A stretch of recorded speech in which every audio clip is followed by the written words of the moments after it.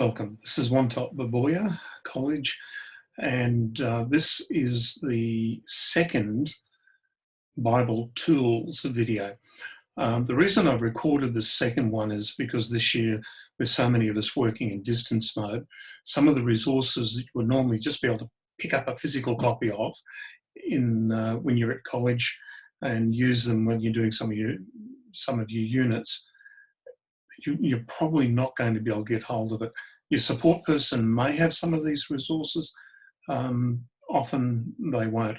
So I just wanted to do a little bit more. The other focus I had is I know many of you will have access to an Android phone or to an Android tablet, because those are some of the cheaper devices out there. And I'm focusing on some of the resources that you ought to be able to use on those. If you've got access to a computer, I'm using a Macintosh to record this.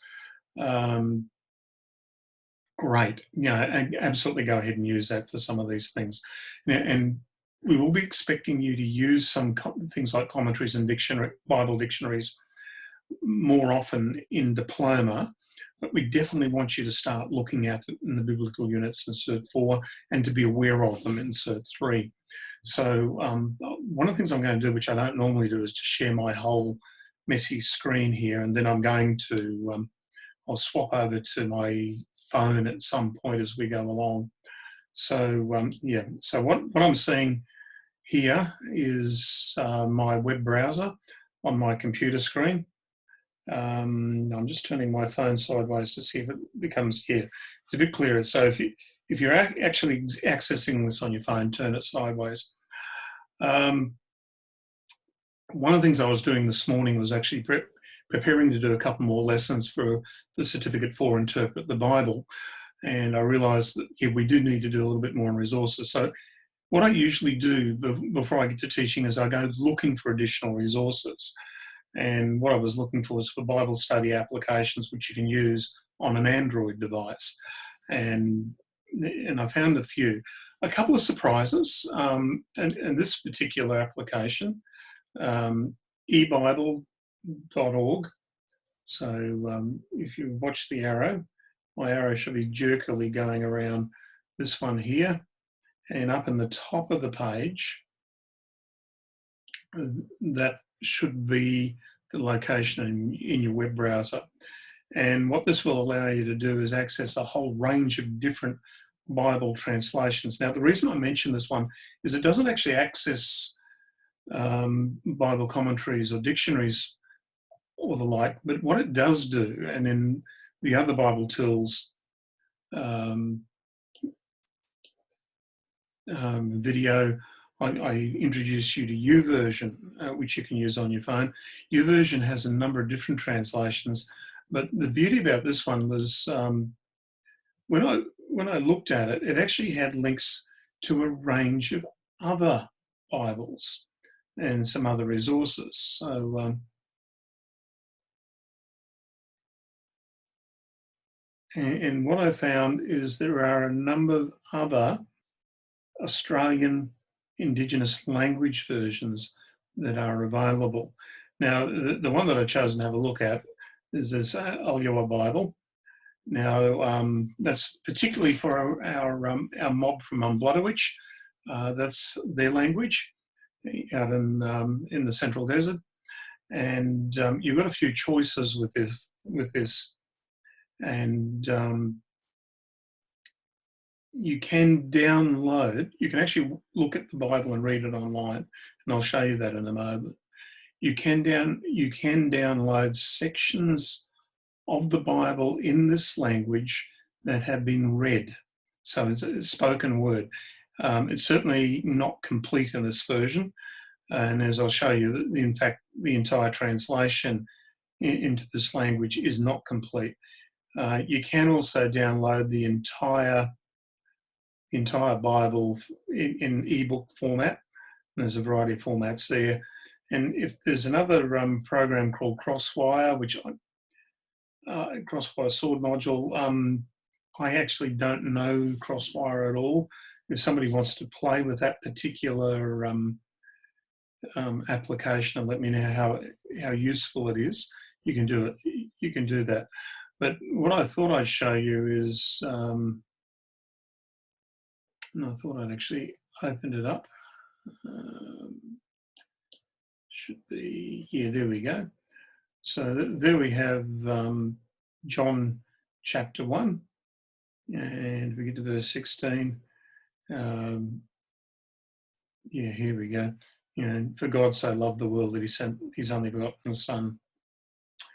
But if we have a look here over this side, what you'll see is there's Genesis, Exodus, 1st and 2nd Samuel, Matthew, Mark, Luke, John, Acts, Romans, Galatians, Colossians, Thessalonians, Titus and James. And that's all of the Bible that's been translated into their language. And sadly, that's not unusual for Australian Indigenous languages.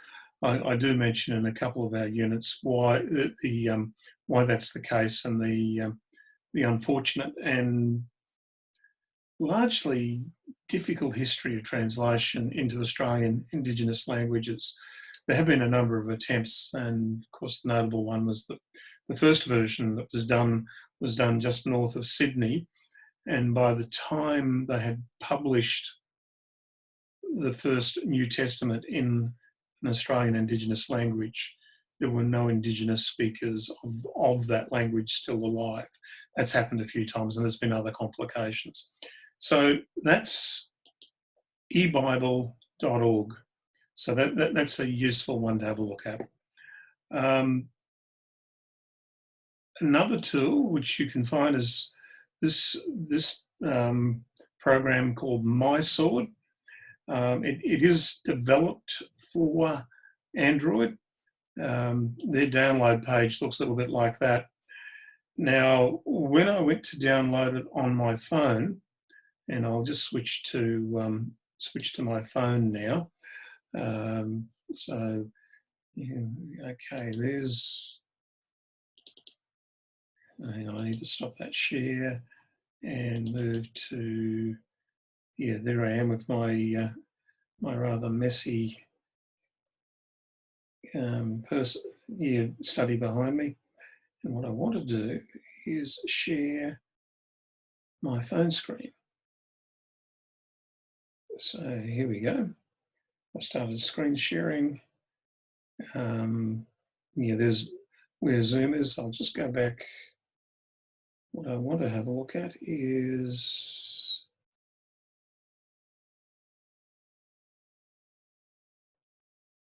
we'll have a look at that one first. So that's how the screen looked.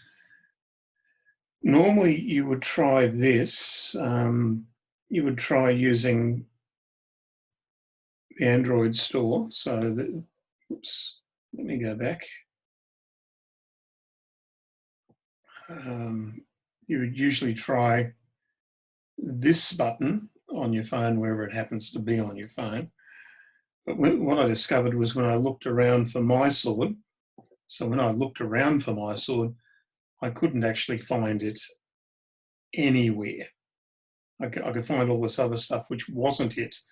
So, so what I had to do was download it using the web browser.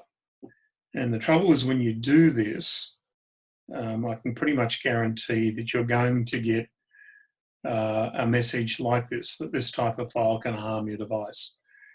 Now, normally because it's not a straightforward download, I wouldn't recommend it.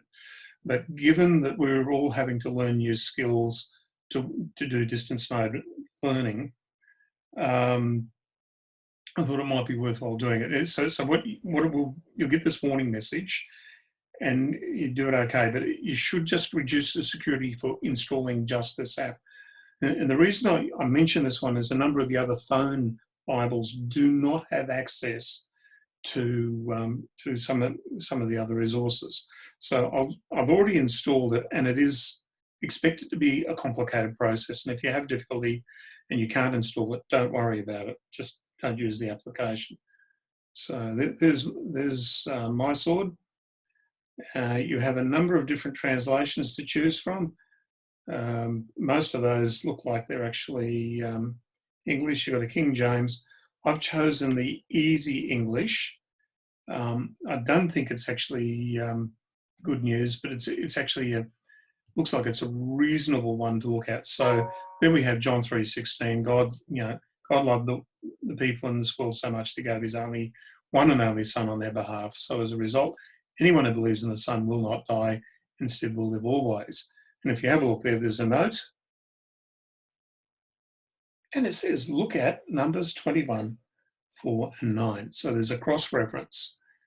And when you're doing your method of exegesis, one of the questions is, does this passage reference any other part of the Bible, or is it used by other parts of the Bible? And this has obviously got some notes to do that, so that's useful. Now, the reason I've actually included this one, if you go here and press this bit,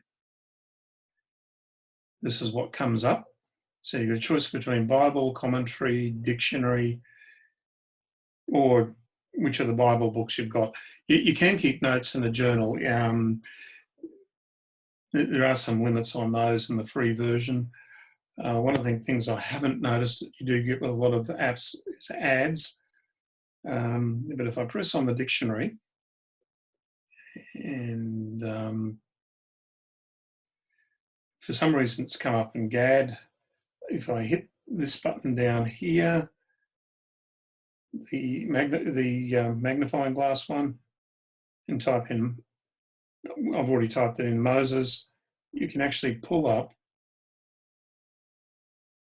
the Bible dictionary reference on Moses. The reason I like this, the search feature, if you just download from our Dropbox link, the Bible dictionary that's there, it takes a lot of effort to actually find an individual reference. This one's certainly not an easy reference to find because Moses is mentioned at least 77 times in the dictionary, and this is about the 60th entry is actually his, the one you're looking for. So if you're actually wanting a Bible answer on Moses, there you've got a full dictionary reference on Moses. So I'll just step back out of that.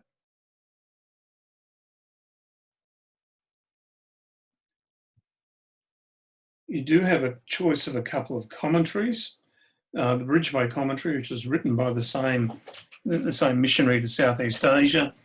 I'm not, the dictionary's an okay dictionary.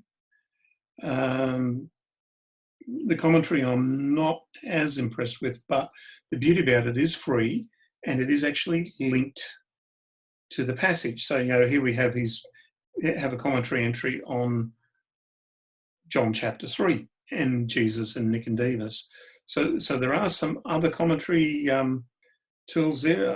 TSK sounds familiar for some reason, but yeah, you've got a couple of choices there. You can do that. One of the other apps that I have on the phone, I'll just switch to it now. I just realised as I started, I actually pulled that one up. Another Bible dictionary you can download for free. Whoops, let's open the app again. Again, the sort of thing that happens on your phone. Is this Easton's Bible Dictionary. So if I just pop the page, so if you see the title there, Easton Bible Dictionary, if you look for that, you should be able to find it on the App Store. So it comes up straight away in search. So if we put into search, and this is a problem, it's a free app. I do not want to install a poker machine. So that, as you can see, demonstrated quite effectively. That's one of the troubles with using free apps. So I've just typed in Moses, and there's the full reference for Moses in the Easton's Bible Dictionary. One of the other things you can do, Moses. If you're not sure how to pronounce a word, this will actually help you with pronunciation as well. For some of you, that might be useful. So, and of course, the other thing is I always want you to rate their application. So I'll step out of that and stop sharing that for the time being. And in fact, what I'll do is I'll actually leave the meeting on my phone and back to here, and then back to sharing my screen here. And we'll have a look at another one or two tools that you can use. So when you're looking for commentaries, if you do a search for a commentary, just Google Bible commentary, you will find a number of resources. So this is what came up when I searched just before. There's a series of online commentaries. We'll have a look at that page. There's this one, Enduring Word. And the trouble is, you've got to be very careful about this, because I have no idea who this guy is, David Guzik. Is it just his own weird opinion, his own unique? It might be weird, they may not be, I don't know. I just don't know the person. But then there are a couple of other commentaries which are fairly well known and fairly well used. The Matthew Henry's one, a lot of people will have this one. Very common, but it was written a number of hundred years ago, and sometimes the English is very difficult to understand. There's a few that are really good to get hold of. So let's have a look at a couple of pages. So when you go to this one here, this is the page that came up, and it gave you a selection. So you have a number of people. This one by Jameson, Fawcett and Brown. Again, you see it's 19th century, and what you find is the free ones tend to be well over 100 years old, which you can download and use. John Gill's is a fairly common one that's been downloaded many, many times. Again, Matthew Henry again. The one I've actually pulled up and had a look at on another screen is Wesley's explanatory notes. And these were things done by the founder of the Methodist movement, John Wesley, who was quite a good scholar and academic in his own right. Admittedly, I think much of this was probably written on horseback as he was travelling from town to town between preaching engagements. So if I go to the next page, when you open up, that's where it comes. Now, I've chosen Mark because that is, that's one of the books that's we actually teach in our course. And if you actually click on the link, so if you click on this link here, see it's changed to a hand, and it'll come up here, and you have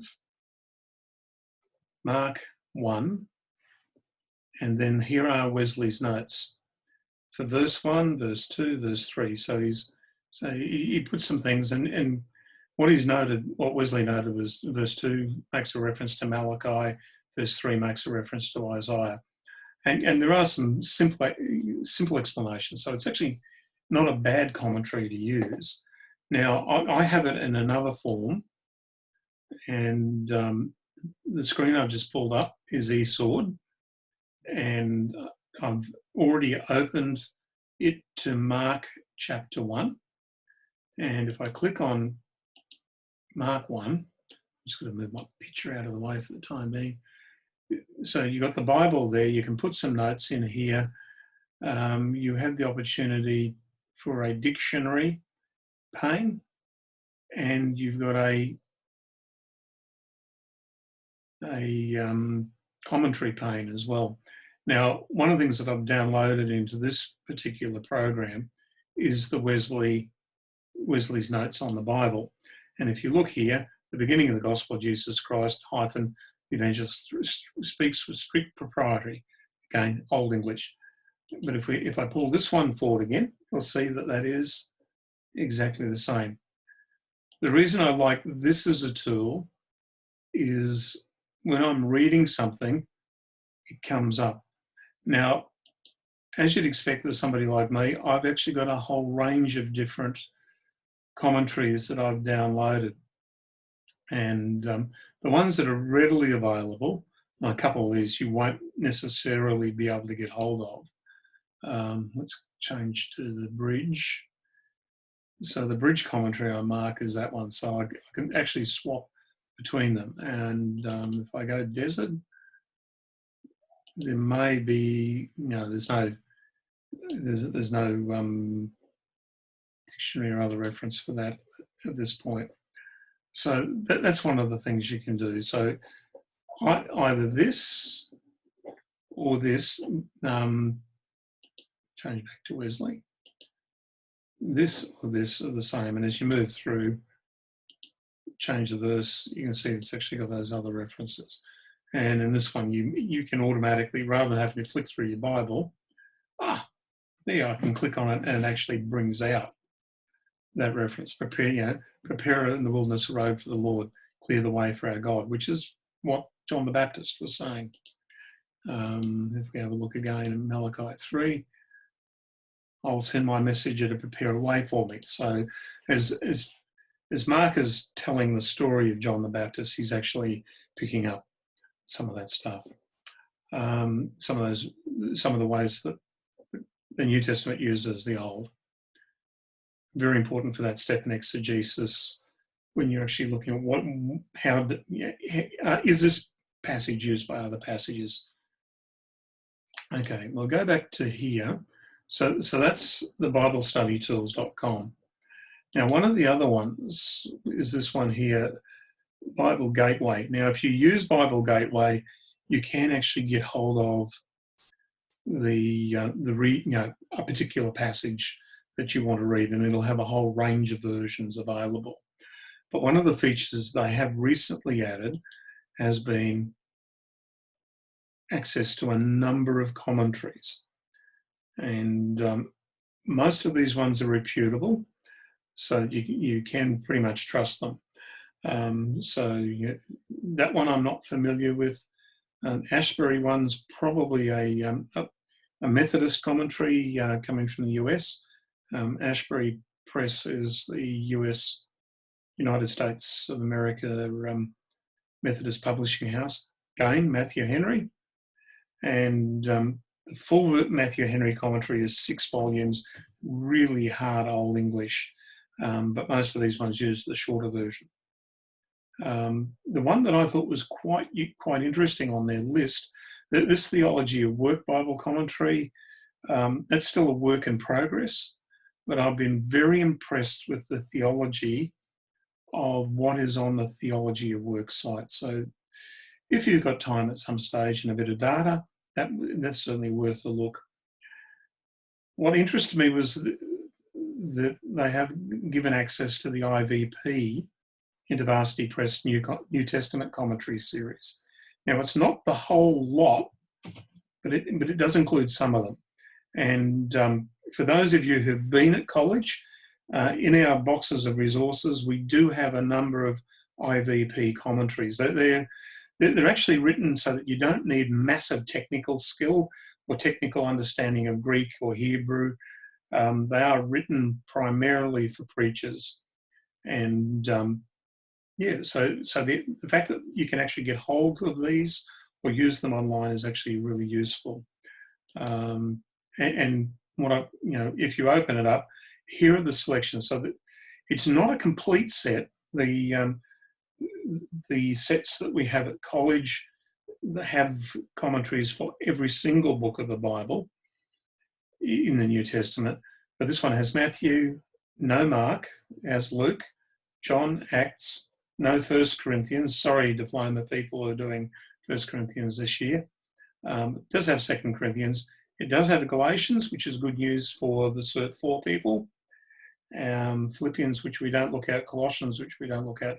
Timothy, Titus, Philemon, James, 1, 2, 3, John, and Revelation. Now, I'm pretty sure, I'm guessing at the moment, even though I've just taught Revelation and recorded it last week, that the IVP one is David Wilcox. So for diploma people, this might be a way to actually access the full commentary that we use a number of times in that unit. Okay, so what we've looked at is we've looked at some of the resources for use on Android. Now, these you can download on your phone. Obviously, if you've got a bigger screen, it's easier to read and to use them. But at a pinch, you can actually find stuff on a smaller screen. So we had a look at ebible.org. We had a look at, oh, come on. My problem is you won't be able to see it on your screen, but when I get too close to the top, the controls for Zoom keep on getting in the way of stuff that I actually want to click on. This one at BibleStudyTools.com, and then these resources at Bible Gateway, as well as the Easton's Bible Dictionary on the Android, with the annoying ads for things you actually don't want advertised. Okay, so stop the share. So hopefully you'll find that useful, and it will actually help you get hold of some of those resources while you're a long way away from the college classroom. And it may well be that as we go along, as you try to expand what you know about Scripture, that regularly accessing these tools as you prepare messages or Bible studies, that you might actually use these more often. I think the beauty about going electronically, I used to have a massive library. In fact, if I drop the nice beach image behind me,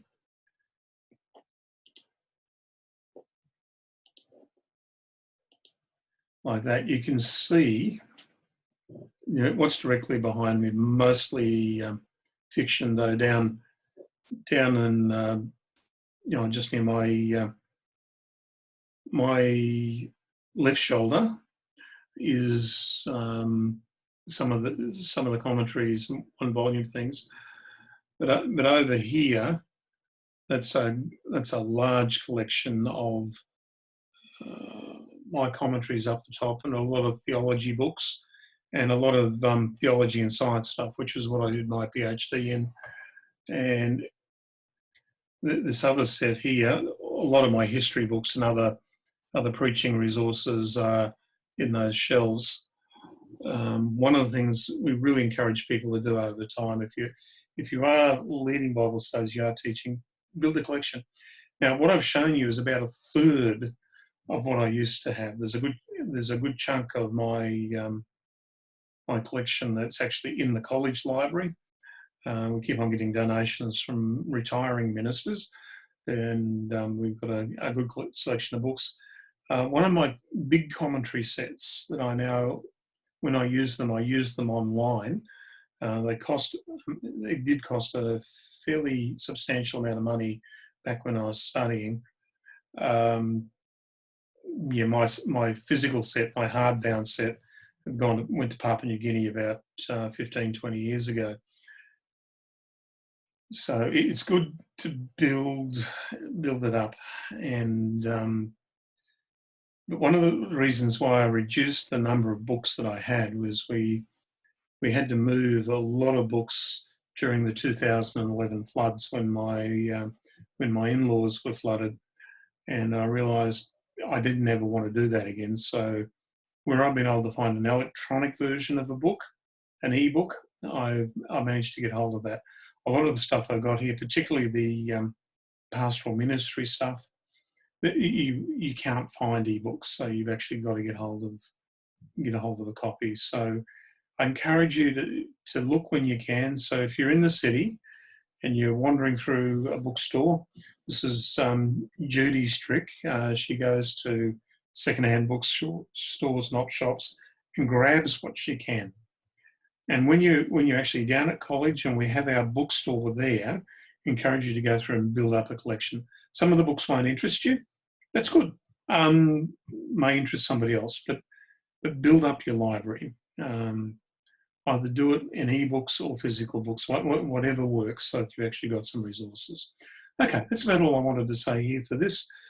Give me some feedback, let me know how useful some of this has been to you.